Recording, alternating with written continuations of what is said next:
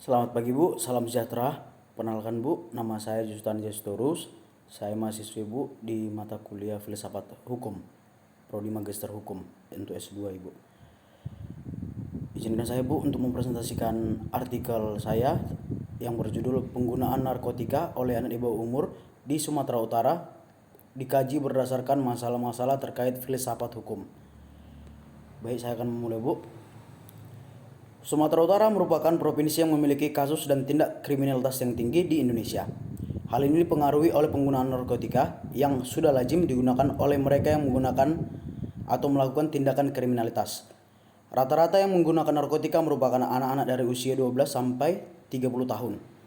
Bagi mereka yang menggunakan narkotika, melakukan tindakan pidana seperti asusila atau seks bebas, pemaksaan, kekerasan, pencurian, dan lain sebagainya merupakan suatu hal yang sejalan.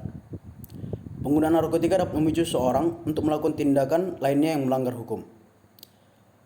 Dalam pembahasan ini yang dipertanyakan adalah mengapa bentuk-bentuk kenakalan remaja seperti ini tidak dapat ditekan dan diberantas oleh pemerintah melalui aparatur-aparatur negara yang terkait, padahal sudah begitu banyak bentuk penanganan yang diberikan oleh pemerintah pusat untuk mengatasi hal-hal seperti ini.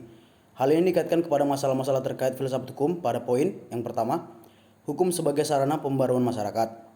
Yang kedua, sebab orang menaati hukum. Yang ketiga, sebab negara berhak menghukum seseorang. 3 poin ini yang menjadi pembahasan dalam tulisan ini. Badan Narkotika Nasional mencatat ada sekitar 12.890 kasus narkoba hingga triwulan pertama 2021. Sumatera Utara menjadi provinsi dengan jumlah kasus narkoba terbanyak. Ada sekitar 2.049 kasus yang tercatat di Sumatera Utara. Sumatera Utara juga menjadi provinsi dengan jumlah orangnya yang terjerat narkoba terbanyak, yaitu sekitar 2.661 tersangka, yang dimana hal ini merupakan hal-hal yang tidak tabu melihat begitu banyaknya anak di bawah umur yang terkena dalam penggunaan narkotika.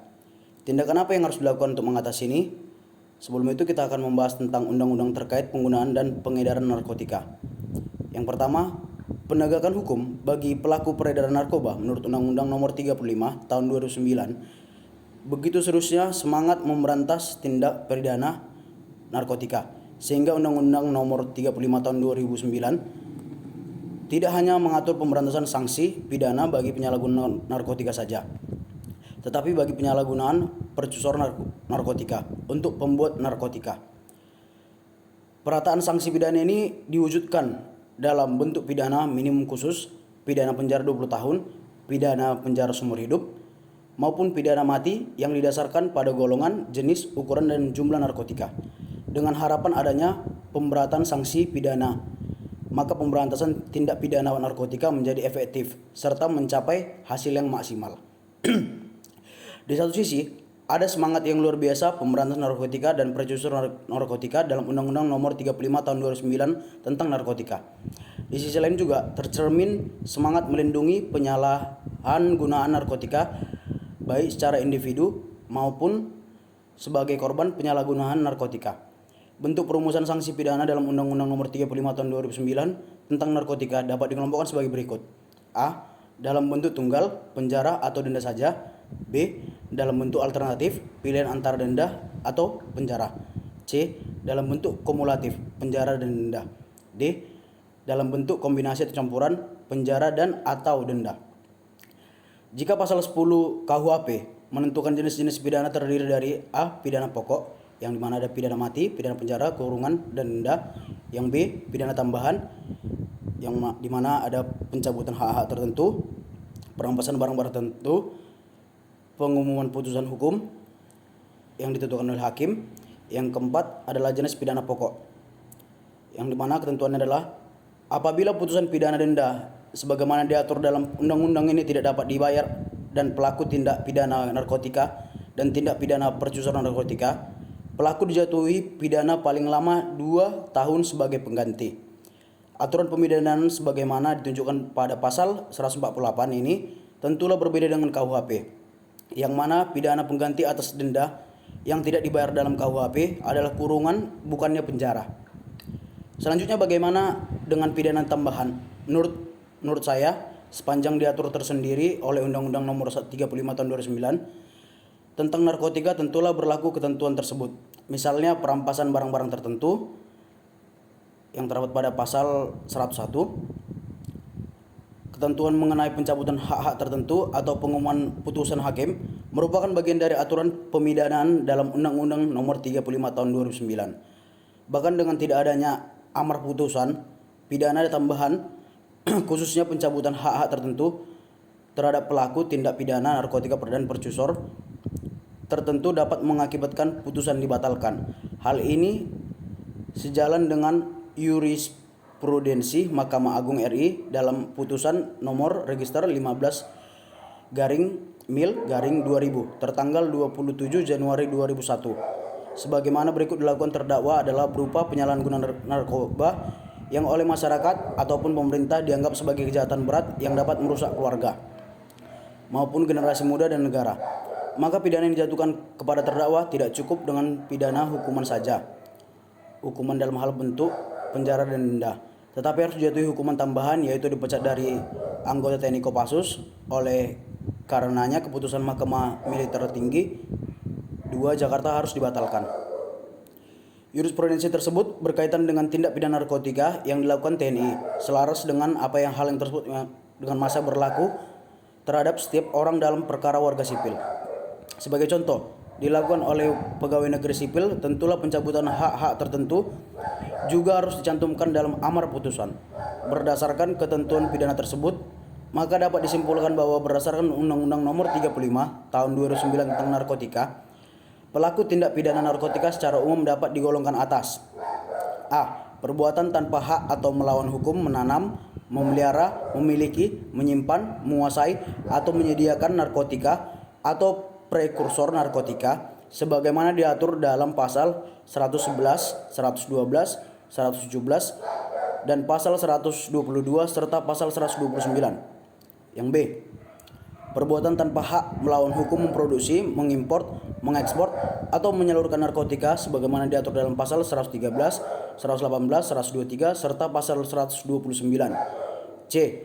Perbuatan tanpa hak atau melawan hukum menawarkan untuk menjual, membeli, menerima, menjadi perantara dalam jual beli, menukar atau menyerahkan atau menerima narkotika sebagaimana diatur dalam pasal 114, 119, 124 dan pasal 129. Yang D. Perbuatan tanpa hak atau melawan hukum membawa, mengirim, mengangkut atau mentransitu narkotika sebagaimana diatur dalam pasal 115, 120, 125 serta pasal 129. Yang E. Perbuatan tanpa hak atau melawan hukum menggunakan narkotika terhadap orang lain atau memberikan narkotika untuk digunakan oleh orang lain sebagaimana diatur dalam pasal 116, 121 dan pasal 126. Yang F. Perbuatan penyalahgunaan narkotika bagi diri sendiri sebagaimana diatur dalam pasal 127. Yang G. Percobaan atau permufakatan jahat untuk melakukan tindak pidana narkotika dan prekursor narkotika dalam pasal 111, 112, 113, 114, 115, 116, 117, 118, 119, 120 hingga dengan pasal 129 dapat dimasukkan ke dalam kasus tersebut. Upaya-upaya yang dilakukan oleh pemerintah untuk mengatasi penggunaan narkotika untuk anak di bawah umur dapat kita bahas dari apa yang kita lihat. Yang pertama adalah cara preemptif. Upaya preemptif yang dilakukan oleh pemerintah adalah berupa kegiatan-kegiatan edukatif dengan tujuan mempengaruhi faktor-faktor penyebab yang mendorong dan faktor peluang yang biasa disebut faktor korelatif kriminologi dari kejahatan narkotika, sehingga tercipta suatu kesadaran, kewaspadaan, daya tangkal, serta terbina dan terciptanya kondisi perilaku atau norma hidup bebas narkoba. Yang kedua adalah cara preventif. Upaya ini dilakukan untuk mencegah terjadinya kejahatan narkoba melalui pengendalian dan pengawasan jalur resmi serta pengawasan langsung terhadap jalur-jalur peredaran gelap dengan tujuan agar polis hazard tidak berkembang menjadi ancaman faktual. Kedua adalah peran orang tua. Memahami bahwa bahaya narkoba adalah salah satu masalah nasional dengan tingkat kompleksitas persoalan yang dapat mengancam ketahanan nasional dengan tingkat kompleksitas yang sangat tinggi. Pasal-pasal yang terkait dengan hal ini berhubungan di pasal 57 Undang-Undang Nomor 22 Tahun 1997 tentang narkotika dan pasal 54 Undang-Undang Nomor 5 Tahun 1997 tentang psikotripika. Orang tua sebagai bagian dari masyarakat sangat banyak memiliki peran dalam mendukung pembangunan nasional, termasuk peran dalam upaya pemberantasan ancaman terhadap generasi muda dari bahaya narkoba. Oleh karena itu, langkah-langkah proaktif dapat dilakukan melalui 1. Lingkungan keluarga, 2. Lingkungan tempat tinggal, dan 3. Lingkungan kerja. Bagaimanapun juga, langkah-langkah strategis tersebut merupakan wujud kepedulian kolektif terhadap upaya penanggulangan penyalahgunaan narkoba yang harus dilakukan demi keselamatan dan eksistensi bangsa untuk menyambut masa depan yang lebih cerah. Perilaku menyimpang seseorang erat kaitannya dengan faktor eksternal seperti lingkungan sosial, tempat mereka beraktivitas, atau lain sebagainya. Pada banyak kasus penggunaan narkoba, mereka menjadi pengguna karena lingkungan keluarga yang sangat dekat dengan narkoba. Misalnya, salah satu atau kedua orang tuanya, bahkan teman sebaya yang mengkonsumsi narkoba.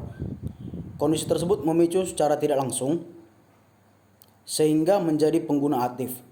Kurangnya perhatian orang tua terhadap anak berimplikasi pada terhambatnya proses pendidikan secara maksimal dalam keluarga.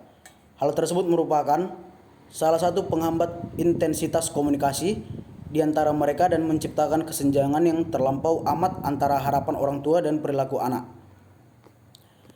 Dari hal ini, banyak juga seperti bentuk-bentuk pelayanan seperti lembaga sosial lembaga LSM atau lembaga pemberdayaan masyarakat yang lainnya memberikan pencegahan lanjutan. Yang pertama, pencegahan primer. Pencegahan yang ditujukan kepada individu, kelompok atau masyarakat luas yang belum terkena kasus penyalahgunaan narkoba. Pencegahan diberikan dengan memberikan informasi dan pendidikan meliputi kegiatan alternatif agar mereka terhindar dari penyalahgunaan narkoba serta memperkuat kemampuannya untuk menolak. Yang kedua, pencegahan sekunder. Pencegahan yang ditujukan kepada individu, kelompok, atau masyarakat luas yang rentan terhadap atau lebih menunjukkan adanya kasus penyalahgunaan narkoba. Pencegahan ini dilakukan melalui jalur pendidikan, konseling, dan pelatihan agar mereka berhenti, kemudian melakukan kegiatan positif dan menjaga agar mereka tetap lebih mengutamakan kesehatan. Yang ketiga, pencegahan tersier. Pencegahan yang ditujukan kepada mereka yang sudah menjadi pengguna atau yang telah menderita ketergantungan. Pencegahan dapat dilakukan melalui pelayanan medis, rehabilitasi, dan menjaga agar mereka tidak kambuh atau sakau. Ketiga pencegahan tersebut tentu saja memiliki sasaran, khalayak, tujuan, dan metode khusus serta implementasinya dapat disesuaikan dengan situasi dan kondisi yang ada dari berlangsungnya di lapangan. Tidak menutup kemungkinan banyak hal lain di luar teori dan konsep tersebut. Pada kesimpulan ini saya akan memberikan kesimpulan. Yang pertama, sudah jelasnya adanya hukum yang menjerat terhadap hal penggunaan narkotika. Ketentuan pidana dalam Undang-Undang Nomor 35 Tahun 2009 tentang narkotika diatur dalam pasal 110 sampai dengan pasal 148. Seperti halnya kebanyakan undang-undang tidak pidana di luar KUHP, rumusan ketentuan pidananya dalam beberapa hal berbeda dengan rumusan pidana dalam KUHP. Bentuk perumusan sanksi pidana dalam Undang-Undang Nomor 35 Tahun 2009 tentang narkotika dapat dikelompokkan sebagai berikut: dalam bentuk tunggal, dalam bentuk alternatif, dalam bentuk kumulatif. Kesimpulan yang kedua, untuk menekan dan mengurangi kasus penyalahgunaan narkotika terhadap anak di bawah umur, bukan hanya peran dari pemerintah saja yang dibutuhkan, melainkan juga peran dari orang tua yang merupakan fondasi dasar anak untuk melangkah dari luar rumah, sehingga dia dapat membedakan mana yang baik dan mana yang boleh dilakukan. Baik dan buruk maksudnya. Orang tua juga harus mengarahkan anak kepada ajaran-ajaran agama, mengajak anak untuk sering beribadah agar lingkup pertamanya dapat dikendalikan dan dipantau. Saran saya dalam artikel ini, yang pertama, pelaksanaan hukum di Sumatera Utara terhadap hal ini harus benar-benar dilaksanakan dengan tegas agar dapat menjadi contoh yang dapat memberikan efek jera, yang dimana maupun anak-anak dan orang dewasa yang terkena kasus ini dapat diberikan hukum sesuai dengan pasalnya dan tidak mendapatkan keringanan apapun. Ini merupakan proses internal para aparatur penegak hukum di Indonesia agar mereka menjalankan tugas mereka sesuai dengan aturan dan hukum yang berlaku serta menjalankan tugas mereka dengan maksimal. Yang kedua, anak di bawah umur sudah saatnya kembali kepada lingkungannya tersendiri dapat memilah mana yang baik dan buruk. Jangan sering bergabung di lingkungan yang bukan sepantarannya, karena pola pikir dan yang tangkap antar generasi pasti berbeda. Tambahan yang akan saya berikan, mungkin walaupun ini konteksnya tentang Sumatera Utara, ini dapat mengacu kepada seluruh generasi muda yang ada di Indonesia. Mungkin pemberantasan narkoba pada saat ini agak sulit dilakukan, tapi kalau kita tidak memulainya, itu akan menjadi hal yang lebih susah diatasi sampai beberapa masa ke depan. Demikianlah presentasi dari saya, Ibu. Untuk perhatiannya saya ucapkan terima kasih.